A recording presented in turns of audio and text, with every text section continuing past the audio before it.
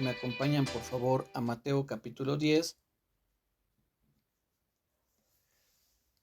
¿Sí?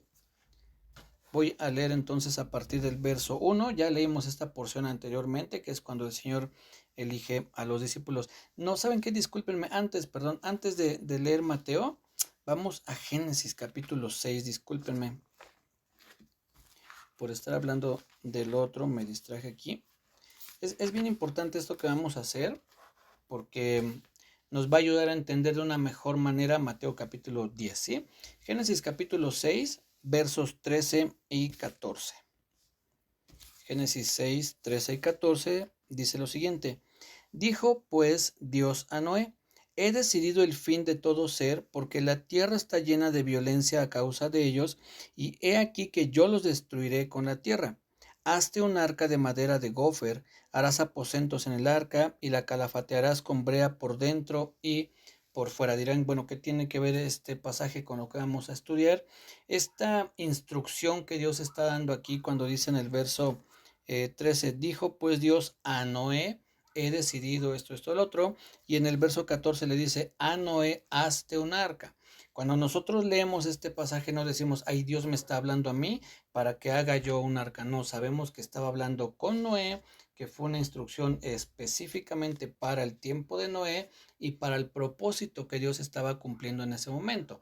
Entonces, no, yo no conozco hasta el día de hoy a nadie que diga: es que yo estoy construyendo un arca porque leí en Génesis 6:14 que dice: hazte un arca, y yo dije: eso es para mí, Dios me está hablando. No, claramente le está hablando a Noé, y ese fue una instrucción para ese momento específico. Aquí mismo en Génesis, pero ahora en el capítulo 12, versos 1 y 2, dice lo siguiente: pero Jehová había dicho a Abraham: vete de tu tierra y de tu parentela y de la casa de tu padre a la tierra que te mostraré, y haré de ti una nación grande, y te bendeciré y engrandeceré tu nombre, y serás bendición. Este pasaje se lo está diciendo a Abraham, y es única y exclusivamente para Abraham. Nadie de nosotros, o yo no he conocido a nadie, a lo mejor sí lo hay, pero yo no he conocido a nadie que diga: me voy a ir de mi tierra y de mi parentela, porque leí que aquí dice: vete de tu tierra y de tu parentela, y eso es para mí. No, eso se lo dijo Abraham. Es muy claro que Dios estaba hablando con Abraham, y que la instrucción también, lo que Dios le estaba pidiendo, era para él y únicamente para él. Nosotros lo leemos, podemos aprender de ello, podemos aprender del arca de Noé también, pero no, la instrucción de construir un arca no es para nosotros. La instrucción de salir de la casa y de nuestra parentela no es para nosotros, es para Abraham. Y por último, Jonás. Vamos a Jonás 1. Jonás capítulo 1, versos 1 y 2.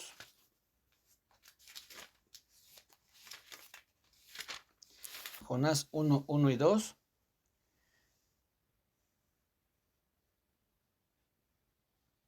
Dice Jonás 1, 1 y 2.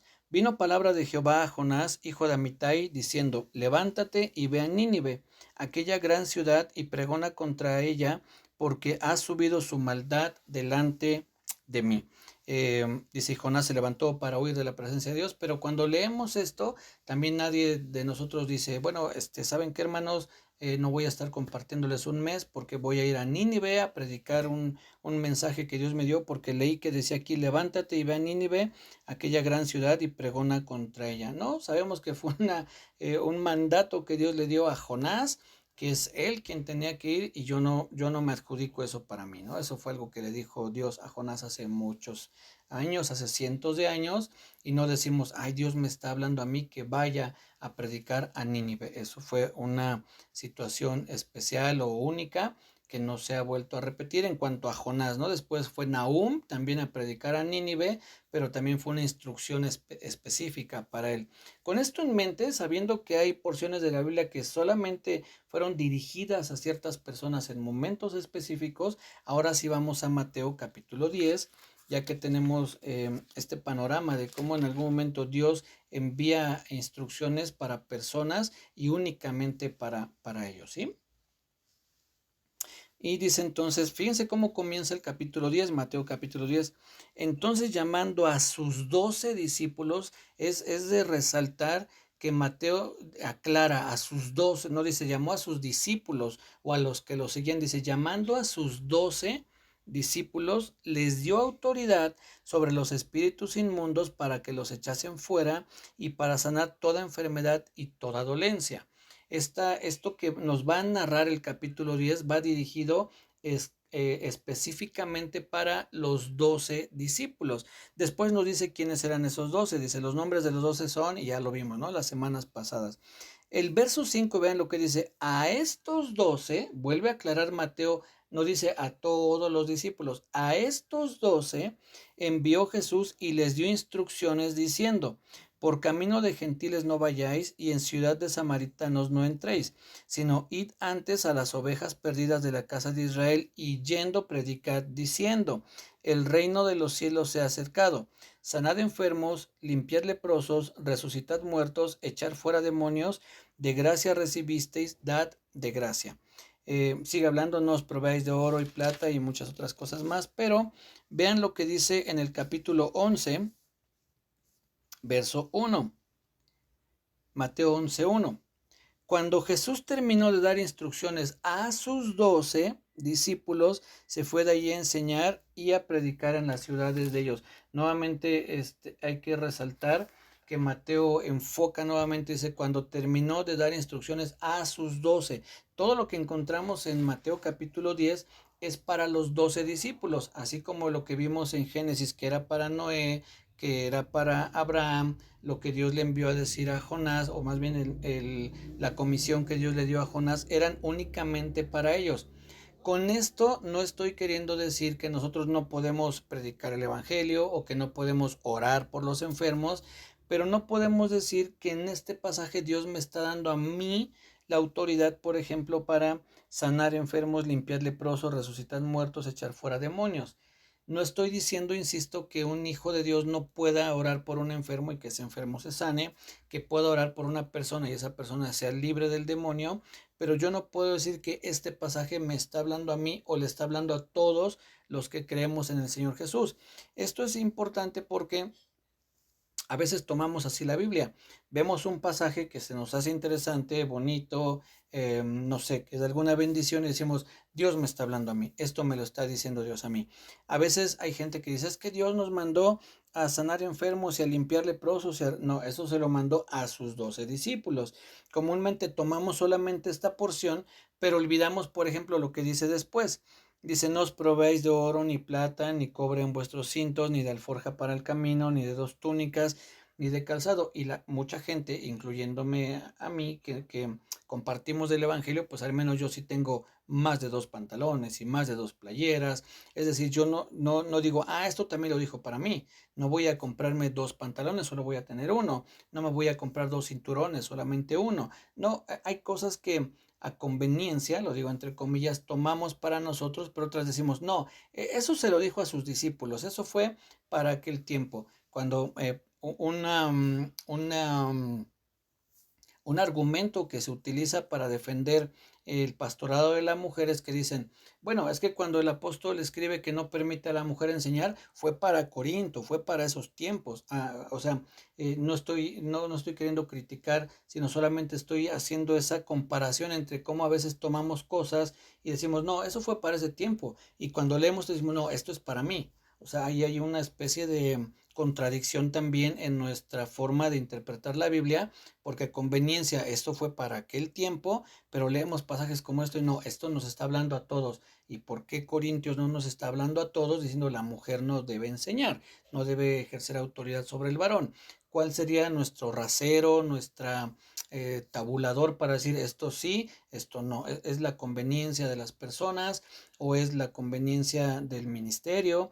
Debemos tener cuidado e interpretar la Biblia en su correcto contexto, en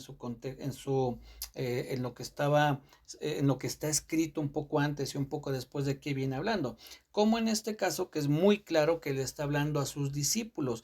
Vuelvo a decir, no quiero con esto hacer pensar que nosotros no podemos orar por enfermos, o no se puede liberar a una persona endemoniada, o no se puede ir a predicar el evangelio. Sí, debemos hacerlo, pero teniendo cuidado que no tomemos pasajes como si fueran para nosotros y decir, no, es que esto es para todos, no, esto es para sus 12 discípulos. Las instrucciones que les da, Mateo 3 veces recalca, llamando a sus 12, les dio instrucciones a sus 12 y cuando terminó de hablar con sus 12, o sea, es muy claro que se está refiriendo a ellos. Entonces, ya no tenemos mucho tiempo ahorita para poder profundizar en todo este pasaje, solamente les voy a mencionar un poco la estructura que tiene este capítulo 10 y después vamos a ir desmenuzándolo poco a poco, ¿sí? Lo primero que encontramos es quiénes son esos 12. Del verso 1 al 4 nos dice quiénes eran esos 12 discípulos. Del verso 5 hasta el 15 nos dice cuál es la misión de esos 12 discípulos. Ir yendo, predicar diciendo, el reino de los cielos se ha acercado. Después el Señor Jesús les va a advertir acerca de la persecución que van a sufrir. Les dice que los van a perseguir, que los van a azotar, que van a maltratarlos, les advierte. Y después, eso es del verso 16 al 25.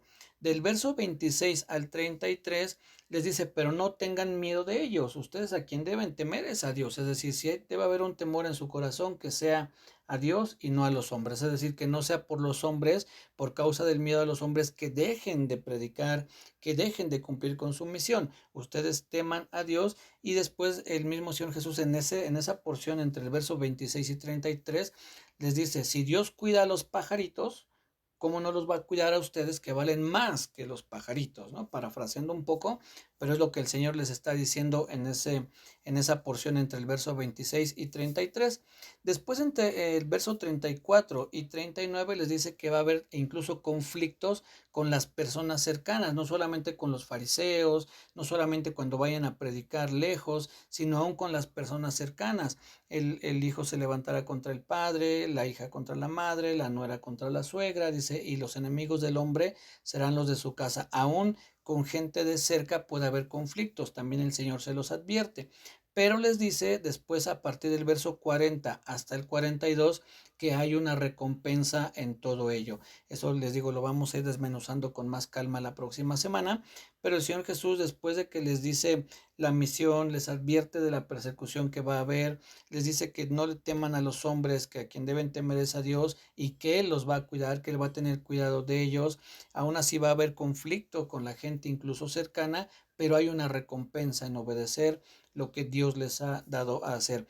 Todo esto que el Señor Jesús les habló a sus discípulos, insisto, fue para ellos, pero nosotros podemos aprender mucho, podemos extraer muchísima enseñanza de ahí. Hay cosas muy hermosas que vamos a ir aprendiendo, pero siempre, insisto, teniendo el cuidado que no digamos me está hablando a mí o nos está hablando a nosotros, sí podemos aprender de ello, hay muchas cosas que vamos a ir sacando de aquí, pero con el debido cuidado, ¿sí? Entonces, mis hermanos, esta introducción a Mateo capítulo 10 era para que tuviéramos ese cuidado, vimos los ejemplos del Antiguo Testamento, cómo es que debemos de saber diferenciar cuando se está hablando a todos, como cuando dice para que todo aquel que en el cree, de tal manera amó Dios al mundo, que ha dado a su Hijo unigénito, para que todo aquel que en él cree, no dice para los 12 que creyeron, no, para todo aquel que en él cree, todo aquel que cree en el Señor Jesús,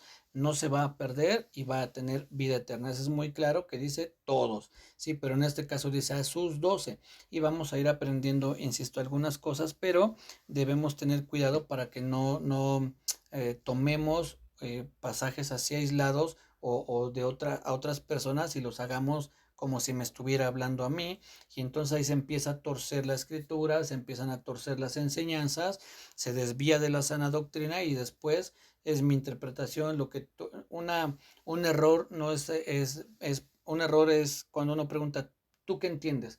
Ah, bueno, pues está bien. ¿Tú qué entiendes? Bueno, no es tú qué entiendes, es qué dice la Biblia. Podemos decir, bueno, ¿qué entendemos de este pasaje que leímos? ¿Qué nos deja? Pero si nos ponemos a ver tú qué entiendes y tú qué entiendes y tú qué entiendes, y si cada uno entiende una cosa diferente, nos vamos a alejar de lo que el Señor quería enseñar, pero por mucho. Entonces, les he compartido que el propósito, o uno de los propósitos de ver el curso de Aprendiendo a Interpretar las Escrituras, es de que no nos vayamos a equivocar nosotros a la hora de interpretar, pero que tampoco no nos vayan a engañar otros interpretando de una manera equivocada la Biblia y que nosotros como no sabemos como se dice coloquialmente, ni qué onda, pues digamos sí, sí, amén, así es, sí. No, no, hay que ver a quién le está hablando, qué le está diciendo, cómo lo está haciendo, ¿sí? Entonces, bueno, mis hermanos, ya se nos va a acabar el tiempo. Esta fue les decía, una breve introducción a lo que es Mateo capítulo 10, un pasaje que el Señor Jesús les dedica a sus discípulos para decir lo que ya les comenté, ¿sí? Nos vemos primeramente Dios el martes, seguimos aprendiendo a interpretar las cartas, las epístolas apostólicas y bueno, pues fue un gusto compartir estos dos breves temas, espero que hayan sido de ayuda y con mucho gusto lo hago, no es ninguna carga ni mucho menos. Pues muchas gracias incluso porque me comparten sus dudas, porque eso me lleva a investigar, a estudiar un poquito más y por consecuencia pues a estar un poquito mejor preparado, ¿sí? Cuídense mucho, que Dios les bendiga, nos saludamos.